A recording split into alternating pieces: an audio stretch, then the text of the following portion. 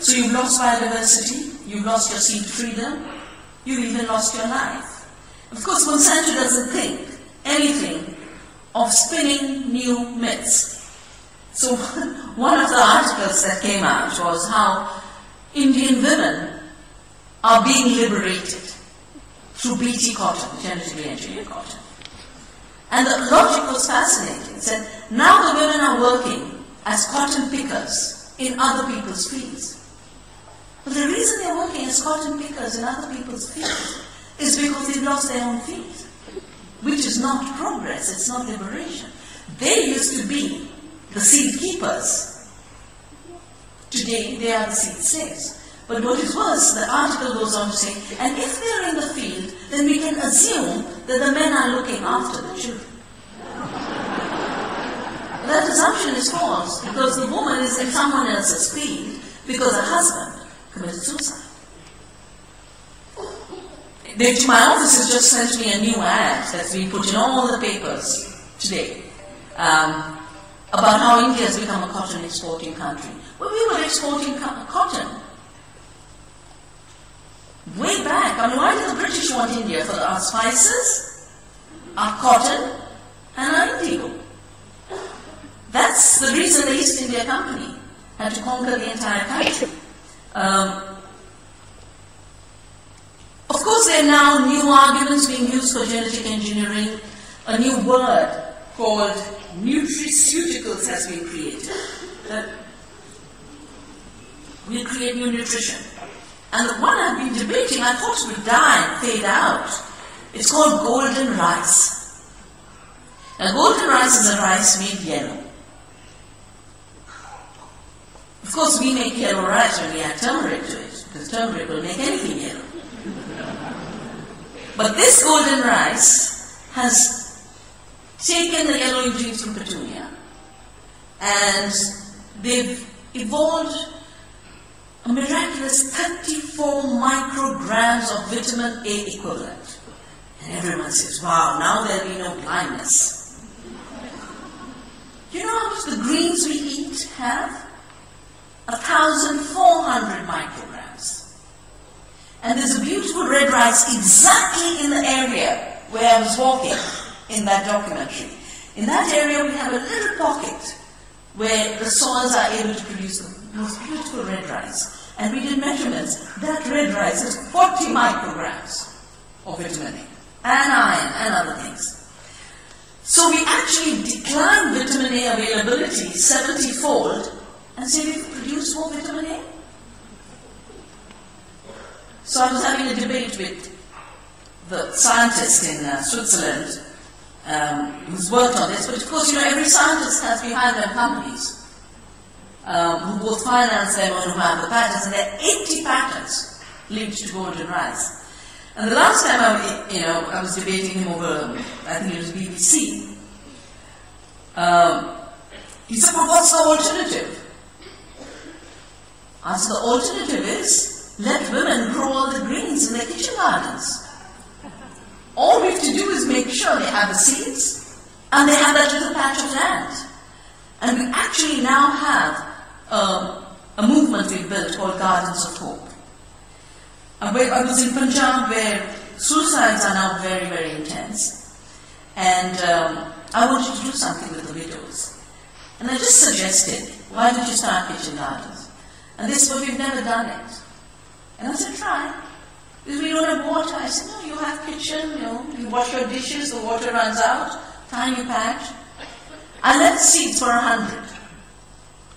Before I left India, I had a request for 3,500 kitchen garden seed kits. Because now they're getting excited. Now they're getting excited that we have the power to work with nature to produce for our needs. And the minute you start to combine your creativity with the creativity of nature, you get abundance.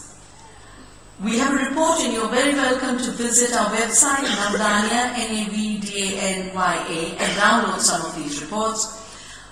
Our latest report is called Health Per Acre. And we're basically saying food is not a commodity. So don't just measure how much leaves the farm as a commodity.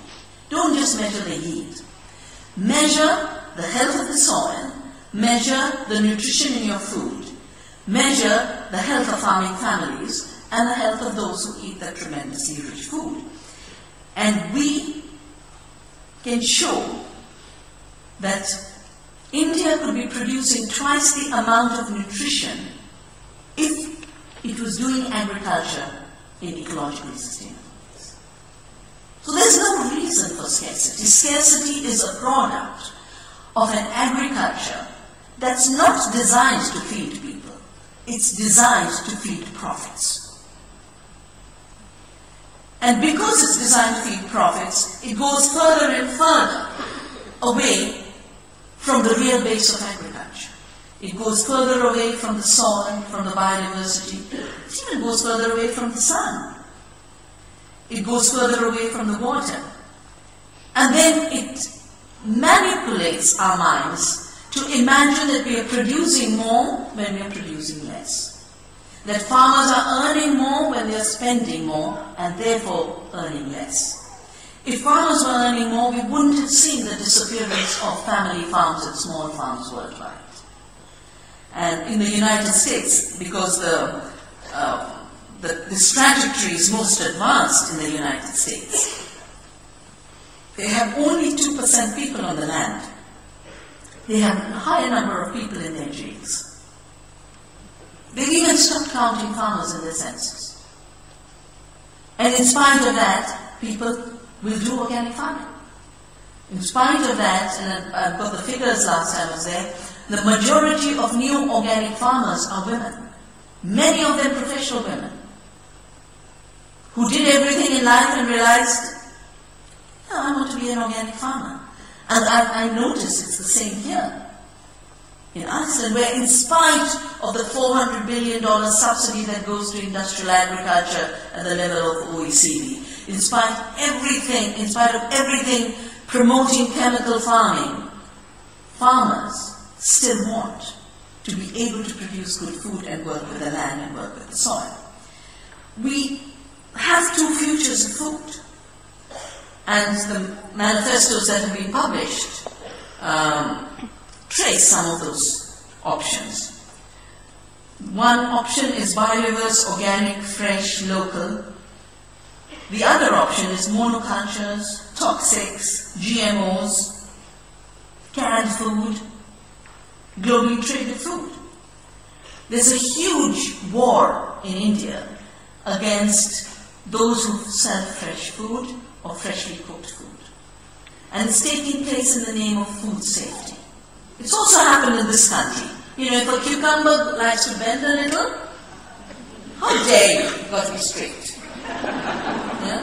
If an apple is slightly smaller sized, no, it's a danger to health.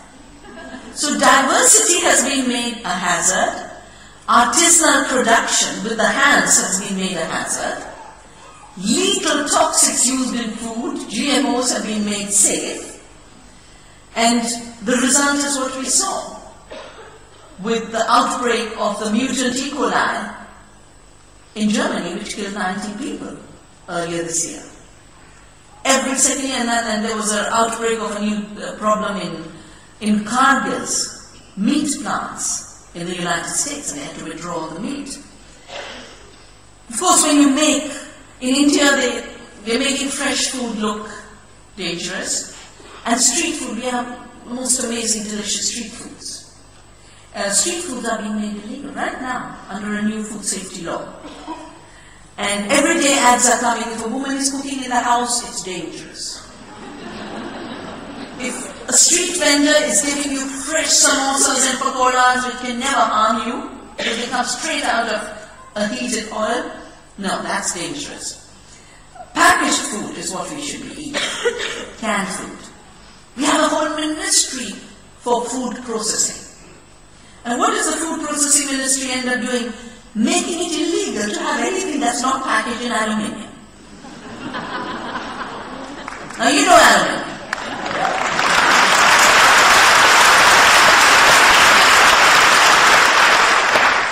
So you are told and we are told that we need more aluminum plants because we need more aluminium. Why do we need more packaged food when we could have fresh? Why should we blow up a precious metal?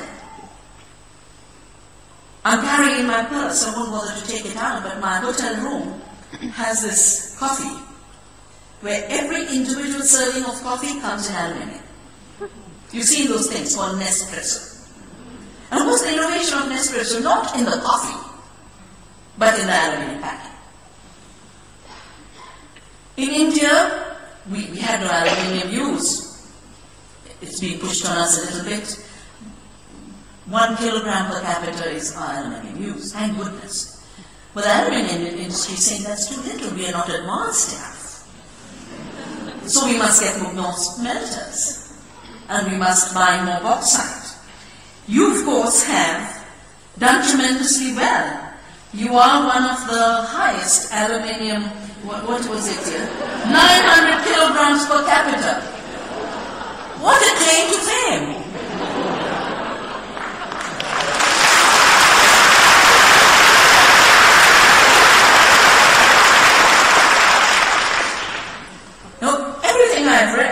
You arrive in Iceland, the airplane advertisement tell you about your water. Everything talks about your green energy. And then you read a little more and say, how should we use this green energy? To get the most polluting production and most energy intensive production that no one wants, so they're outsourcing it to you.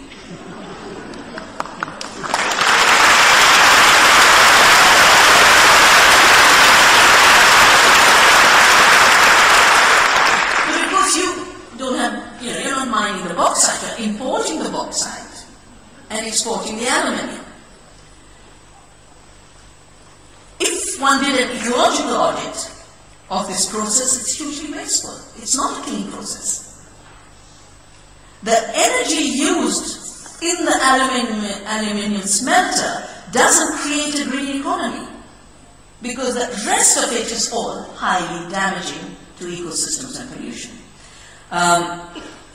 I worked with a tribe in Odisha, in India, last year. They invited me, they wanted me to come for their celebration on World Environment Day, 5th of June. They climbed this beautiful mountain which is called Niyamgiri. Niyamgiri means the mountain that upholds the sacred law. And the tribes were fighting this bauxite mining that a company based in London, which calls itself Vedanta, has been trying to get. But every place where bauxite gets mined, it destroys water because bauxite is an amazing water-holding aquifer. Streams come out of this particular mountain, 32 rivers and streams flow. If the bauxite was removed, there'd be no water. Bauxite and limestone are two minerals that hold water. One of my earliest successes was when the Environment Ministry asked me to look at mining in Doon Valley, which is my valley. So I was in Bangalore that time and I came up and did the study. And we found that if the water producing capacity of that limestone had to be built artificially, we would need 200 billion rupees of investment. So nature is producing services by keeping forests in the mountains. My first involvement with an ecological movement was Chipko, where women came out in my region and said, we're going to hug the trees, you'll have to kill us before you kill the trees. The entire chain, the aluminium chain, is legal from the mining to the end when you throw away that Coca-Cola can. I mean, Coca-Cola was inside and outside is both toxic.